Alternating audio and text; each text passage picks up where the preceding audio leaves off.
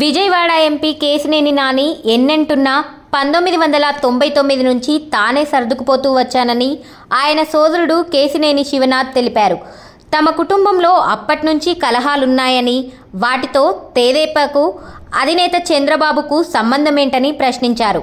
బుధవారం సీఎం జగన్ను కలిసిన అనంతరం కేశినేని నాని విమర్శలు చేసిన నేపథ్యంలో చిన్ని స్పందించారు. మా కుటుంబంలో దశాబ్దాలుగా సమస్యలున్నాయి. ఎంపీ టికెట్ ఇచ్చి 2 సార్లు ఆదరించిన నందమూరి నారా కుటుంబాలను విమర్శించే స్థాయి కేశినేని నానికి లేదు.